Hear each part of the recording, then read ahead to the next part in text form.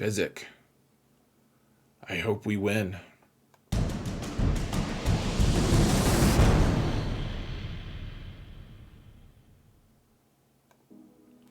Hello everyone, and welcome to another episode of Xaereth Prevails, a Grand Arena story. Folks, we are in the penultimate match of the current Grand Arena season of 3v3, and I'm so far going into this match, I believe, 8-2. That's accurate, 8-2.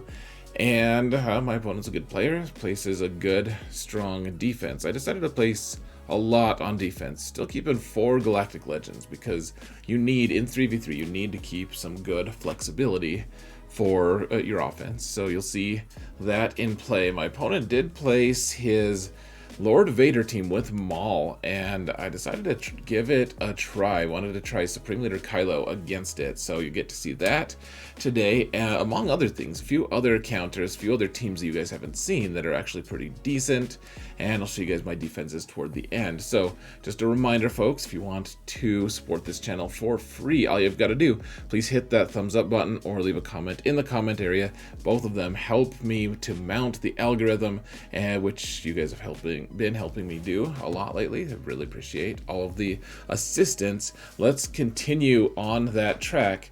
So let's just jump right into the fighting, shall we, folks? Let's see how quickly we can get this done, which is of course what she said.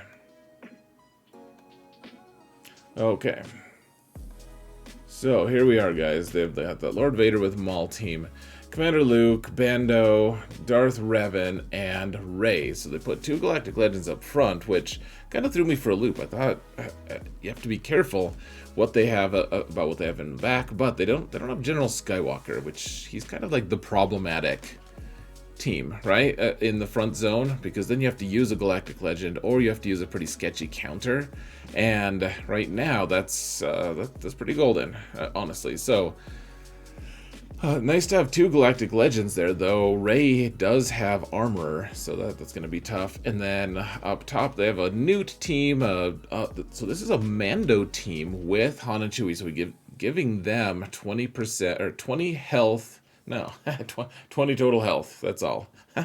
He gives them 20 speed and I think percent crit chance, something like that, from his lead. So they're not getting that much.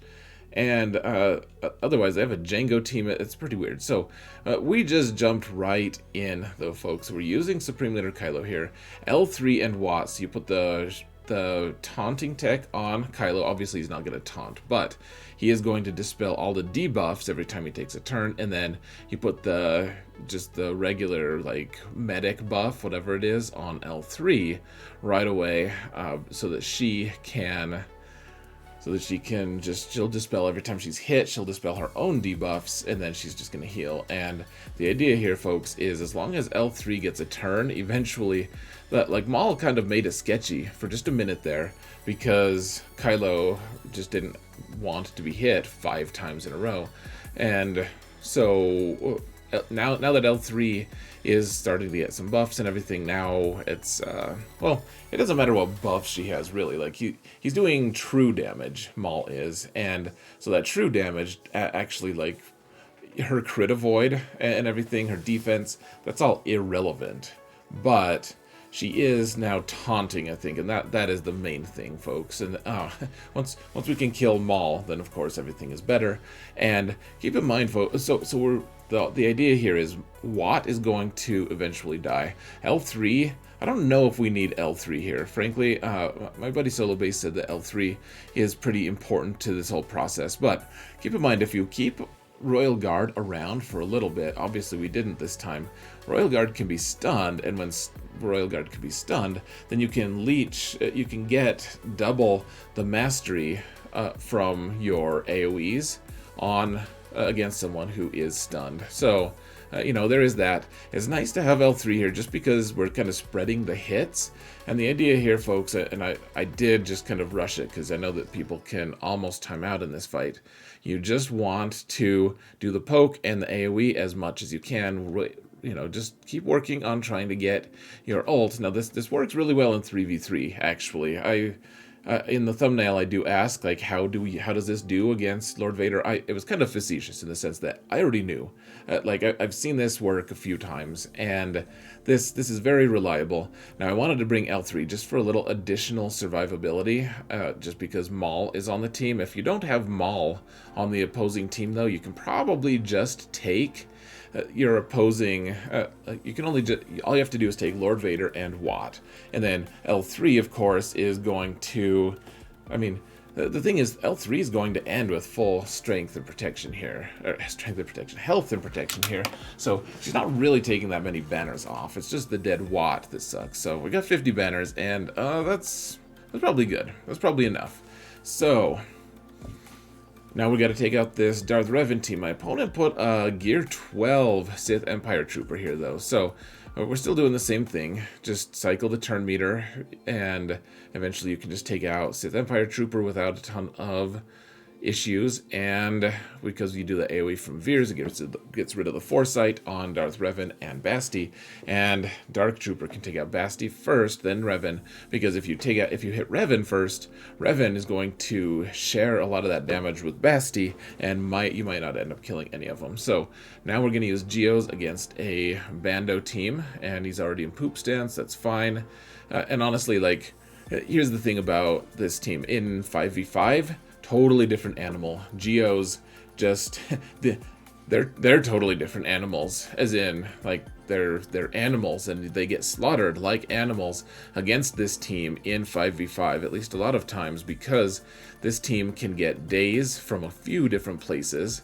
It can get all the AoEs and debuffs and grenades and all this stuff, and then Bando with his 20 whistling birds can just one-shot a lot of your different Geos, including your spy, even if they're in stealth. So you got to be careful. In 3v3, if you have a decently modded, or a decently relic, my Geos are actually pretty bad in terms of how well modded they are. You can generally just take down any Bando. Like, this is a relic 8 Bando, and there was no problem. There was no issues. The biggest question, and this is just a lottery, folks, and if they have a good IG 11, which, I mean, it's actually kind of funny. If they have a bad IG 11, then you may end up only getting a 51, 52, something like that.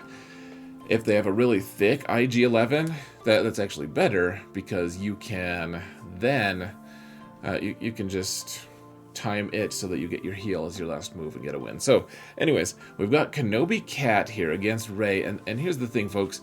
I needed to use Watt against their Lord Vader with Supreme Leader Kylo. So we don't have Sith Eternal plus Watt available, and that's fine, because Sith Eternal with Watt is actually a really dangerous thing against this team, because otherwise Rey cannot, Armorer eventually gets her stacks off, like all 3 stacks onto Rey, and she doesn't always actually put it on Rey, so that's frustrating. But if she does put those stacks on Rey, then you can be in a little bit of trouble in terms of, like, she can't be crit, and so if you're using your Sith Eternal, you can actually just time out against Rey, because you're counting on doing a lot of crit damage. And if she can't be crit and she's gaining back 30% of her protection, it's not going to work. So I decided to use Jedi Master Kenobi here, assuming that my opponent was not going to put more Galactic Legends on defense. And even if he did, if he put his Kenobi Cat in the back, I wouldn't be dead in the water. I might struggle a little bit, but I do have Jedi Master Luke at Relic 9 with Jedi Knight Luke to be able to go with him, so we probably have some options. As it stands, Kenobi versus Rey in 3v3, it's not that scary. The biggest thing being you need to pop your ult when she's about to pop hers, so that you don't, you're fully healed, you're ready to take that damage, and then once that happens, she does her one ult, and then you can just take her out. So, the idea here was just to take out armor before armor could even put any stacks on anyone, and that worked nicely. So then we got Commander Luke here. We're going to take Thrideon against it, and keep in mind here, folks, that we need to, we're reducing the max speed. This is actually a very fast Commander Luke. It's a 312 speed Commander Luke, and then a relic, what, 7 on Chewpio, if I remember right. Maybe, I might not be remembering it right, but this guy did have, he had a very interesting mix of, like, some of his teams were very well modded, and some of them were like, not sure what he's doing. This is an example of a pretty well modded team, though, because they take a lot of turns. They're resilient, they're tough to kill, the Luke is really fast, but it doesn't really matter. Like, we can just keep doing armor shred. I think one of my favorite things about this team is that there's no damage here. Like Thrawn does okay damage with his shot, but no one would stoop to calling him a like heavy hitter. The idea here, though, is that armor shred just slowly takes this whole team out, one little cut at a time, and then the team has really great banner recovery throughout the whole match. And if you fracture someone long enough, I mean, you can keep these fractures going forever on Thrawn. If you fracture them, though, people are going to start hitting Thrawn sometimes, and then Thrawn just hits back because he has 100%. He has 100% counter while he's fractured, and and then you're putting ability block on people and doing all this stuff, and when that happens, he's able to just stun people. So I don't know, it's pretty nice. The idea here, though, of course, is just to hold Luke, because Luke takes a million turns based on all of the debuffs and all the different interactions from Chewie and 3PO, and so here I'm just kind of playing with my food, making sure that I have max banners, and I do. And just like that, we took out 2 Galactic Legends and 3 pretty decent teams up front. We have 2 Galactic Legends left for whatever may come in the back zone. And as it stands, there's a Kylo and a Kenobi, but they are not the Galactic Legend versions. There's an interesting GK team there with Basti and Cam. Well, obviously we're going to face that in a little bit. First, the first thing you got to look at, guys, if you keep Malak for offense, especially in Division 1, you need to immediately look for a team you can use to solo with. So the idea here, of course, is that, if he could have taken one of the teams up front out with a solo, like I would have just done that, but obviously not an option. None of those teams were particularly weak, and so you want to take out this Hux team. This is a very, very high percentage win. I mean, they started getting Malak into the yellow, which is problematic, obviously, but he eventually is going to get enough force drains. They're not going to be able to do enough damage, and he can just take them out. So, I mean, First Order Stormtrooper, I was hoping to take out Hux first, frankly, but we took out, you just take the opportunities as they're given. And so Red Trooper actually ended up being the last. You can do a force drain, 56. Good times had by all. And now we're off to the races, folks. No more GLs. We have 2 GLs left. We have, 9 teams we have to counter. So that means 7 teams we have to take out before we can use our 2 Galactic Legends. And that's kind of how I play it, is you kind of just wing your attacks, like not wing it, but you find like some of your weaker teams first. You take out the teams that you know that they can take out and get a win with, and like Mon Mothma probably can take out a ton of these different teams. But the problem being, of course, is that even though they can take out a bunch of these teams, like you have too much noise. Like, there's too many teams available. Like, there's 15 total squad teams, and so even if you take out 5 of them in that front zone, and then you have 10 left, there's still too much noise. And so the idea here is, of course, just to reduce that noise. And so you want to use, the reason I developed Cassian and K2 isn't for Rebel Fleet. I love that they are on the Rebel Fleet and that they're a really impactful part of that team, but you also, I also, like, the only reason I built them was for 3v3 to take out General Grievous teams. Now, I could have taken out that Hux team, but the thing is, Mothra teams take out General Grievous very consistently. if we tried to use a Malak solo on this Grievous team, though, we would just be sunk. Like, we would lose. But like Malak has no business trying to solo General Grievous, which, I mean, I feel like that's relatively obvious here. So anyways, this one goes on for a while, and I was hoping for a little bit that Grievous was just gonna kill K2, and he never did. So you know, if he did, then you can revive for max banners and you're good.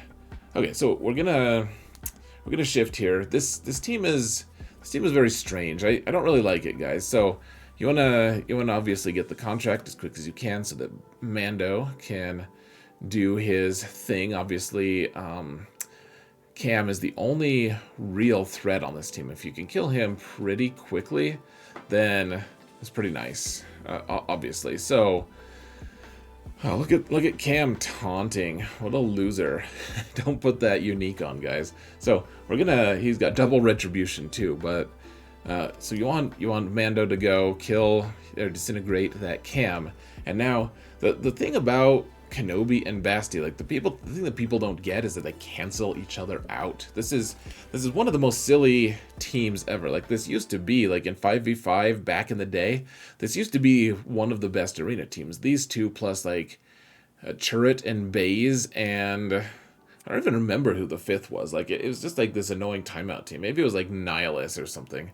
But the thing is, General Grievous or General Kenobi, it puts out crit avoid whenever someone on his team gets crit. Basti heals people whenever someone on her team gets hit, and so whenever they get crit, and so when they get crit, then they gain healing immunity, and they gain crit immunity, and when Kenobi and Basti are together, like, they cancel each other out. It's really funny. Like, she can't do her job if GK is doing his job, and vice versa. It's very silly. So, anyways, we beat that team relatively easily with Bounty Hunters. So, such a flexible team.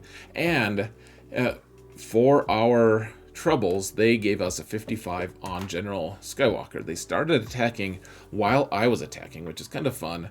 And it meant that he probably wasn't watching the stream, which, I mean, granted, I think I've been more fixated on that than I should be, but still kind of frustrating. Now, you know, so it's nice to see that I don't have to fixate on that. I don't have to worry about it. Now, you guys have seen me do this a million times. This is the social contract team. I did save it for a little later because even though this is a great counter to a great team, I just wanted to make sure that I was doing my due diligence, making sure that I didn't need Han and Chewie for something else. So, anyways, now we've got this Nute team with, instead of Jango on it, Jango's one of the leaders for like a bounty hunter team that my opponent's running.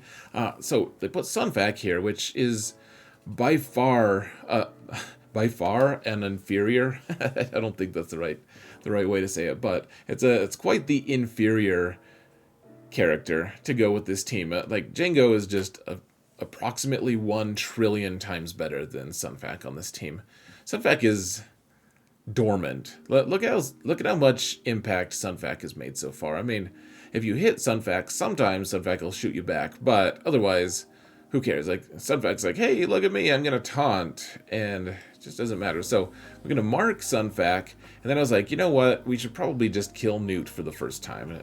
Note that we're paying our extortion, doing all of our stuff, but we want to take out Nute so that when Nute gets another turn, if he's gonna put extortion on someone else, then we're going to be able to heal from that or something. Like, we just want to give ourselves the most opportunity to get a lot of banners, because at the end of the day, my opponent had a good front zone, and then everything else he placed was kind of cheese. Like, nothing too substantial.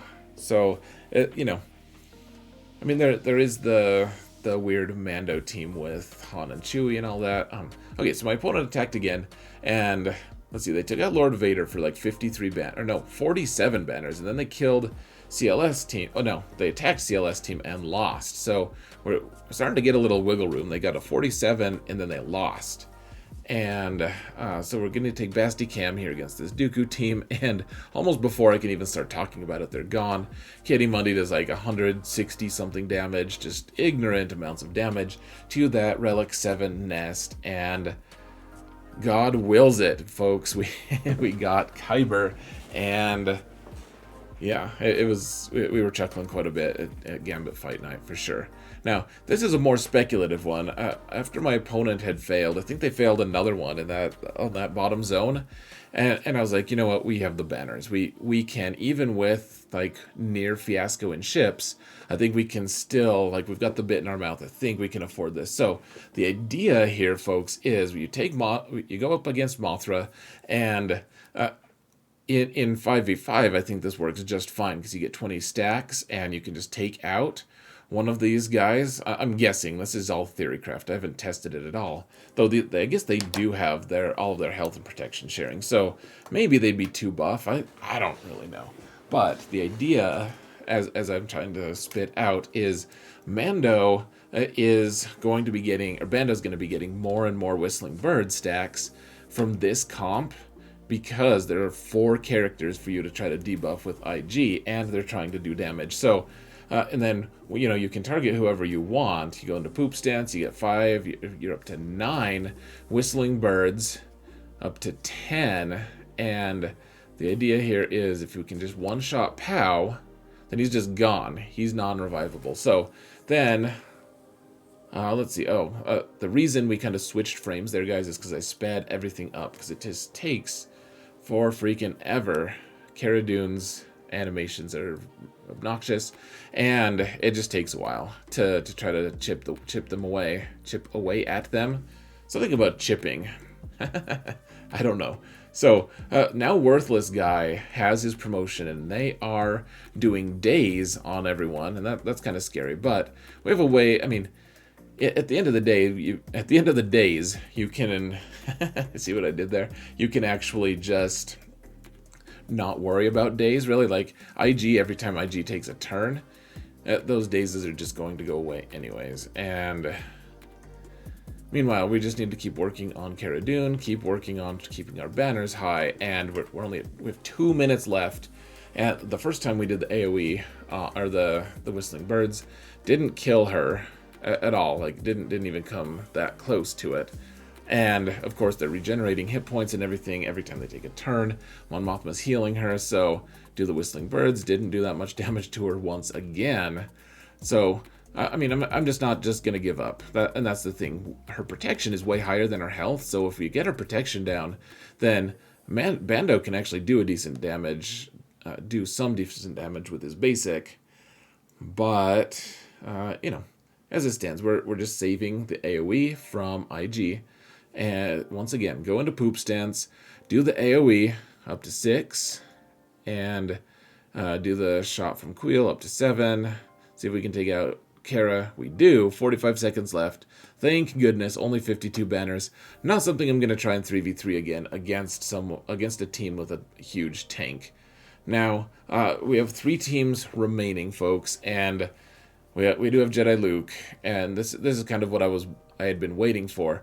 Jedi Luke can take out this crew team really easily with Hoda. You get high banners, and you don't have much risk, because if they hit Luke, a lot of times he has that buff on him to be able to just hit them back. So we blind crew, and then OG Kylo hits him, and because crew is taunting, Luke hits him back, and he's just gone. You just shred him, because you do all that true damage against tanks, which is super nice. And then, of course, Luke is like, you know what, OG Kylo, I know that my old version, my old self, is going to be pretty reticent to just smite the hell out of you, but my current self is not reticent, and I therefore smite thee. Now, another fail. So he failed once against that Commander Luke team, and then he failed against GL Nute, failed against my Darth Revan team, and now we have 2 Galactic Legends. They have 2 teams left. I saved the 2 toughest, basically, the 2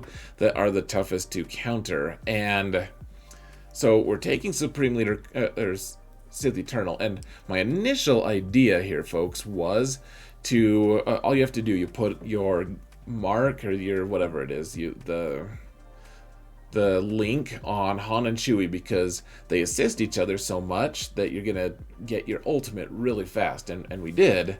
But then, so I'm hitting Mando here, and you know, I'm not even critting, but they're not doing enough damage because they can't crit me, at least not the important ones. Mando in the middle is just... Mando in the middle, that sounds like a sitcom, doesn't it? He's not doing that much damage. And the other two can't crit, so I was like, you know what, let's just not even hit our ult. Let's just play it safe. Like, let's just use basics here and, you know, heal our protection, use that middle ability some, and I got a 56 instead of a 55, so better than I expected. Now, which is what she said, now we're going to use our Relic 9 Jedi Master Luke with Ayla and with GK, and this is, I mean, it's just pretty gross. Like this... So this Bossk team, or this Jango team, is actually super duper fast. The Bossk is like 350 something speed. Jango is 330 something speed. They're all extremely fast after the Jango, the 30 you get from Jango, but they're not very resilient. And if you get a team that's faster than them, like a Galactic Legend, like it's just gets destroyed. So kind of a random team. How often do you see GK with Jedi Master Luke? But panned out, and now we're like, okay, my opponent, after I scouted him, my opponent did not, sometimes did not place Executor. In this case, he placed the total middle finger fleets, which is what I do. So, I mean, at this point, I just jump right in. Like, I've done this fight a ton of times. This counter works sometimes better than others. My opponent does have 4 total reinforcements, so that means 2 non-bounty hunter ones, and I mean, that's fine. I think that's fine. We just... In fact, it's good a lot of times, because then they'll have a pretty bad character that comes in sometimes. Yeah, okay, so we took out CAD. Slave 1 came in, which is probably my least favorite to come in, but that's nice. I think of it, I had 4 different times in a row that Xanadu Blood was not marked, that Razor Crest was instead, and those are the ones that you lose a lot of times. If you can focus down Xanadu Blood initially, things get a lot easier. Now granted, we do have quite a bit. Like, they're doing a lot of damage. They finally killed TIE Fighter pilot. But, I mean, our Hyena Bomber's in pretty decent shape. And so, I mean, now we're just waiting. We need to get our ultimate from Malevolence. And, you know, they're killing our vultures. We need to get vultures back. You have Razor Crest, or Ebon Hawk in here. It's just causing chaos, folks. This is, this counter is so sketch so many times, and you'll note that all of their bounty hunter ships are in now from reserve. Like, they didn't have any of the suboptimal ships come in, which, I mean, I guess good for them. But we're 1 turn away from getting the ult from Malevolence, and we're on the very brink of disaster here, though. So get the stun on Executor, and now we just need to. So you'll note that their Razor Crest has its Bounty Hunter's Resolve, or whatever that ability is called. So even if we take it out once, it's going to just come back alive. Like, it's going to stay alive. So take in the soldier, Geo Soldier, and the idea here, folks, is, like, who do we take out? Like, who should we be prioritizing? Now, Houndstooth is super nice. If you have Spy around, you can just take Houndstooth out in 1 volley. Give him a volley. And, you know, that worked out fine.